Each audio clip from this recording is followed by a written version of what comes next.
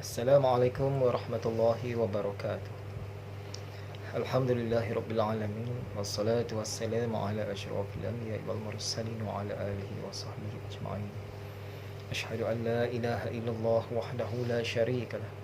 Wa ashhadu anna Muhammadan abduhu wa rasuluh.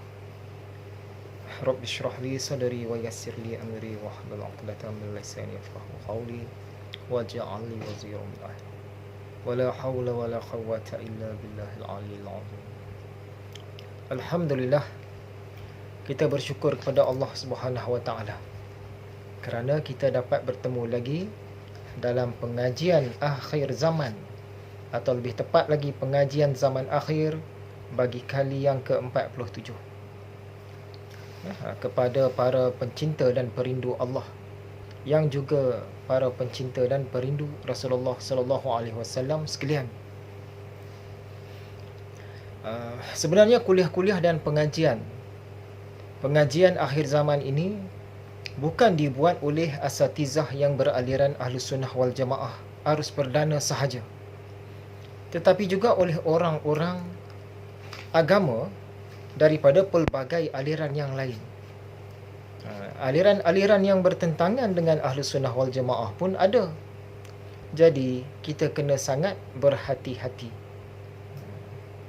Bukan yang Ahlus Sunnah wal Jamaah saja buat, yang selain daripada itu pun ada buat juga.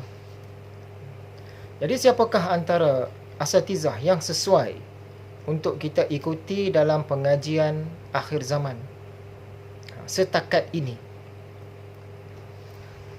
Antaranya, yang pertama, Habib Abu Bakar Al-Adni. Kemudian Syekh Abu Zaki As-Sanggafuri, Tuan Guru Ahmad Rozaini Al-Hajari,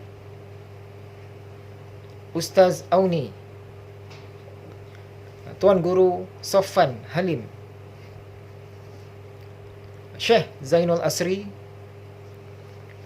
Tuan Guru Abdul Rauf Al-Bahanji, Ustaz Dr. Nur Azman Syamsuddin, Ustaz Mukhti Ahmad, Syekh Imran Hussein, Ustaz Muhammad Said Al-Yamani, dan beberapa nama yang lain lah. Setakat yang kita tahu, setakat ini. Kita sebut setakat ini kerana hati-hati manusia ini pun boleh berubah juga. Dan ada ramai lagi sebenarnya. Cuma zaman sekarang ini kita kena sangat berhati-hati, macam yang kita sebut tadi. Jadi daripada mereka ini, setakat yang kita tahu, jika mereka berbicara tentang akhir zaman, zaman akhir, pengisian-pengisian mereka tu bagus-bagus. Wallahu a'lam. Sudah tentulah ada kekurangan sedikit sebanyak di sana sini, ada kesilapan sedikit sebanyak di sana sini. Hal itu semua orang pun kena. Tapi bolehlah kalau nak lebih lagi mencari-cari ilmu yang berkaitan. Yang kedua, ada persoalan tentang kota Madinah. Kota Madinah ni dikatakan tak masuk wabak, tapi kenapa sekarang ini C19 ni masuk? Orang-orang di sana pun ada yang kena. Sebenarnya bahagian ini kita pernah sentuh sikit dulu. Dalam salah satu kuliah kita yang awal-awal dulu. Saya pun tak ingat yang nombor berapa. Dalam kuliah pengajian zaman akhir ini juga. Jadi kita tengok satu hadis riwayat Imam Bukhari dan Muslim. Rasulullah sallallahu alaihi wasallam bersabda, pada pintu-pintu masuk Madinah, setengah hadis orang sebut sebagai pada lembah-lembah Madinah, sebab nak masuk ke Madinah tu melalui lembah-lembah dia. Pada pintu-pintu masuk Madinah ada malaikat yang tidak akan masuk melaluinya, ta'un. Ada malaikat-malaikat yang berkawal di situlah. Jadi melalui mereka ini tak boleh masuk ta'un. Ta'un ini wabak. Dan tidak juga Dajjal. Riwayat Bukhari dan Muslim. Jadi ta'un tak boleh masuk, Dajjal pun tak boleh masuk ke Madinah. Tetapi C19 ni masuk. Habis tu macam mana cerita dengan hadis ini? Hadis ini benar. Ke zaman Rasulullah, apa sahaja wabak yang merebak biasanya disebut sebagai ta'un. Itu pada zaman itu. Sampai ke zaman kita ini, perkataan ta'un itu dia sudah jadi satu nama yang khusus bagi salah satu penyakit merebak, iaitu kolera. Bila sebut ta'un, kita faham sebagai ta'un atau kolera. Tapi pada zaman dulu-dulu bila disebut ta'un, dia lebih cerita tentang apa saja jenis wabak yang merebak. Jadi, ada dua keadaan di sini. Keadaan yang pertama, jika ta'un itu, yang dalam hadis itu tadi, terhad kepada wabak kolera sahaja. Kalau ta'un tu ta'un saja, maka wabak-wabak lain termasuklah C19 ni boleh masuklah. Sebab Nabi Muhammad kata wabak kolera saja yang tak boleh masuk ke Madinah, wabak-wabak lain boleh. Itu satu keadaan. Keadaan yang kedua, sekiranya ta'un itu semua wabak sebagaimana pemahaman zaman dulu. Bila sebut ta'un, maksud dia semua wabak lah, termasuklah kolera dan apa juga jenis penyakit merebak. Sekiranya ta'un itu adalah semua wabak, maka C19 yang berjaya tembus ke Madinah itu, apa ceritanya? Ceritanya, C19 itu mungkin bukan wabak. Kalau bukan wabak, macam mana orang dah pakat ramai kena itu? Dia mungkin bukan wabak, tetapi sesuatu yang lain daripada wabak. Wabak tak boleh tembus ke Madinah, tetapi coronavirus boleh masuk, kena orang-orang Madinah. Mungkin C19 itu bukan salah satu daripada wabak, tetapi dia merupakan benda lain. Apakah bendanya, kita tak tahulah. Wallahu a'lam. Boleh jadi dia ciptaan manusia, boleh jadi dia ini satu senjata, boleh jadi ia satu serangan, boleh jadi ia satu sihir atau sebagainya lah. Kita tak tahu. Begitulah penjelasannya yang berkait dengan hadis tadi. Pada pintu-pintu masuk Madinah, ada malaikat-malaikat yang tidak akan masuk melaluinya ta'un dan tidak juga dajjal. Yang ketiga, tentang persediaan atau prepping. Sebelum ini kita sudah pun share satu kali kuliah, satu benda prep. Kali ini benda yang kita nak sediakan ialah air. Jadi kita biasakan simpan air, terutamanya yang kita nak gunakan untuk minum. Maksudnya air bersih lah. Dan juga air yang kita nak gunakan untuk berwuduk. Maksudnya air yang bersih lagi suci. Sesiapa yang ada bekas-bekas kecil, gunalah. Simpanlah di dalam itu. Simpanlah banyak-banyak. Sesiapa yang ada bekas-bekas besar, atau tangki, atau tong, atau kolah, atau kolam dan sebagainya lah yang besar, gunalah bekas-bekas besar tu. Kita boleh juga simpan air dalam botol-botol spray. Botol-botol kecil pun boleh, yang boleh spray tu kan. Yang itu pun bagus. Sebab kita boleh gunakan untuk berwuduk. Bagi sesiapa yang tinggal berhampiran dengan sumber air bersih, sungai, kolam, telaga, danau, dan mudah mendapatkannya, duduk dahlah dekat dengan sumber air bersih. Sekarang ni sumber air pun banyak tak bersih. Ada sungai-sungai yang besar, elok, tapi dah kilang pula buang sisa dalam tu. Nak mandi pun tak selesa, minum lagi lah kita tak berani, padahal sungai tu elok. Jadi sesiapa yang tinggal berhampiran dengan sumber air bersih dan mudah pula nak mendapatkannya, itu memang rezeki daripada Allah lah. Bersyukurlah. Bagi orang yang ada tanah lebih dan mampu untuk menggali perigi, silalah gali. Niatkan untuk orang lain sama, macam kita cakap awal-awal kuliah dulu. Jangan fikir untuk kita saja. Kita buatlah perigi, kalau boleh yang manual. Manual ni maksud dia yang tidak bergantung kepada penggunaan elektrik, kepada penggunaan petrol, kepada penggunaan bateri dan yang seumpama dengannya. Maksudnya yang manual lah. Kalau tak ada benda-benda itu pun kita masih dengan selesa boleh tarik air keluar. Boleh ambil air keluar, boleh guna. Itulah, untuk kali ini kita sediakan air. Botol kecil-kecil pun tak apa, simpan banyak-banyak. Seterusnya, tentang hadis Jibril. Yang ini kita sentuh dalam kuliah yang sebelum ini kan, kata nak sambung. Hadis Jibril yang biasa kita dapati, biasa kita dengar, biasa kita tonton, biasa orang syarah, yang itu adalah riwayat Imam Muslim. Dan ada hadis Jibril yang riwayat Imam Bukhari, yang ini jarang-jarang disentuh. Untuk ilmu zaman akhir ini, kalau ikut guru kita dalam Tariqah Ghazaliyah dulu, kena guna kedua-dua riwayat ini. Masih ingat lagi ilmu alam yang berkait dengan Tariq Ghazaliyah hari itu? Jadi kita digalakkanlah guna dua-dua ini. Mungkin ada sebahagian orang dia guna riwayat Muslim sahaja. Tapi tak apalah, kita guna dua-dua. Jadi kali ini kita nak bentangkan riwayat Bukhari. Riwayat Muslim dah biasa sangat. Riwayat Bukhari. Nabi SAW pada suatu hari datang kepada para sahabat.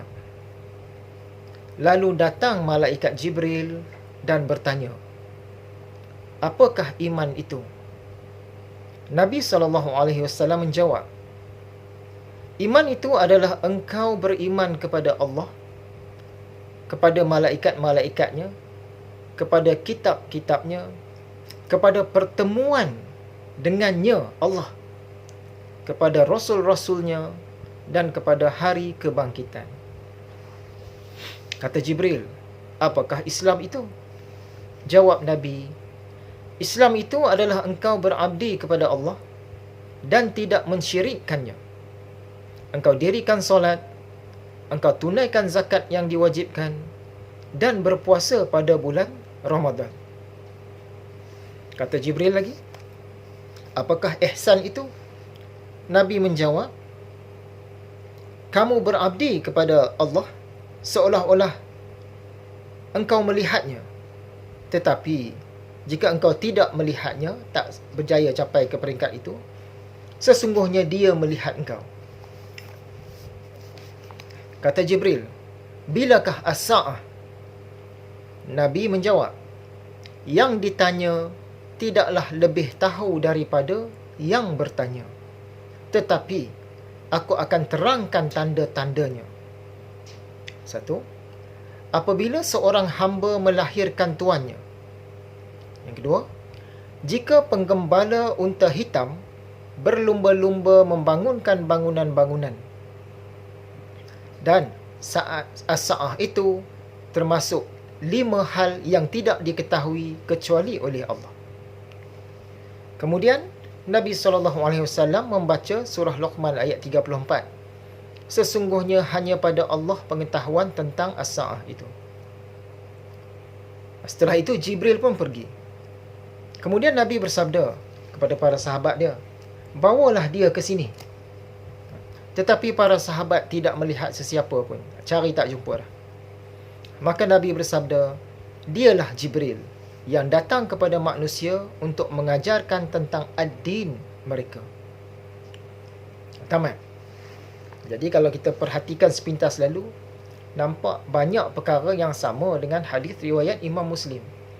Dan ada juga perkara-perkara yang tidak bersamaan. Yang ini dari semasa ke semasa kita akan sembang lagi. Bahagian yang terakhir, khabar-khabar yang agak terkini. Kali ini di belakang pula dah. Khabar yang pertama, puluhan maut serangan bom nekat di lapangan terbang Kabul. Lapor berita halian. Puluhan maut termasuk 13 tentera Amerika Syarikat dalam serangan bom nekat. Berlaku 2 letupan. Kumpulan IS dilaporkan mengaku bertanggungjawab. Dilaporkan. Betul tak betul kita pun tak tahu. Serangan itu